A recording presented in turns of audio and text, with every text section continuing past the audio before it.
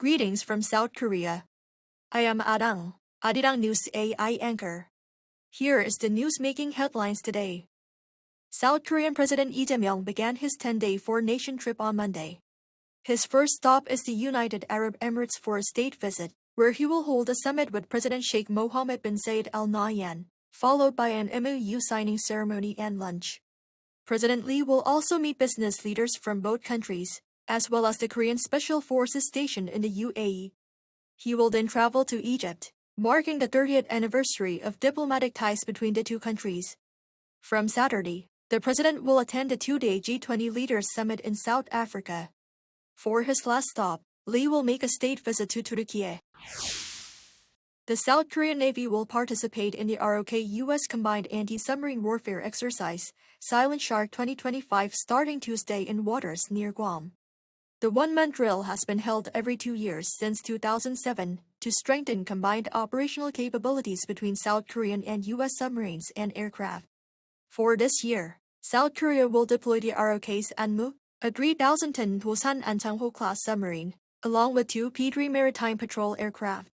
This year marks the first time that the Ahn Mu, a submarine built using domestic defense technologies, will take part in an overseas combined exercise. Presenting an East-Up map, the U.S. Forces Korea Commander General Xavier Brunson explained hidden strategic advantages of the Indo-Pacific and the critical role South Korea can play in the region, underlining the strategic triangle it can make with Japan and the Philippines.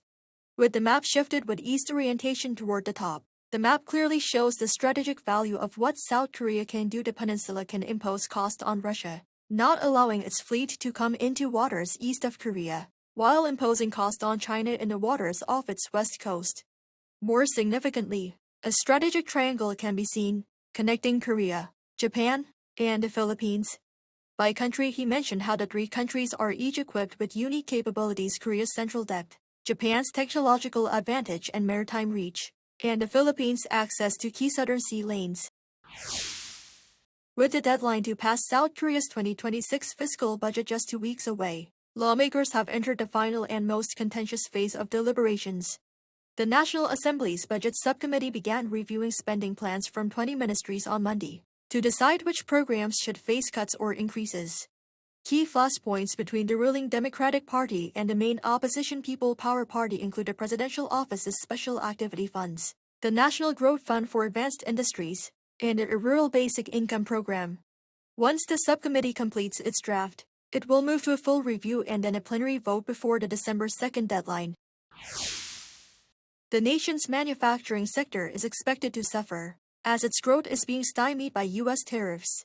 According to a midterm economic outlook by the National Assembly Budget Office on Monday, real value-added growth for manufacturing is projected at 1.5% next year.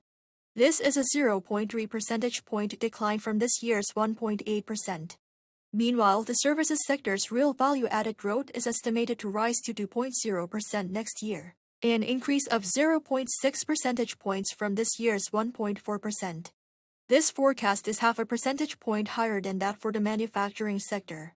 The Budget Office projects services sector growth to hold at around 2.0% through 2029, while manufacturing is forecast to settle in the 1.7% range after 2027. That is all from me today. Thank you for watching.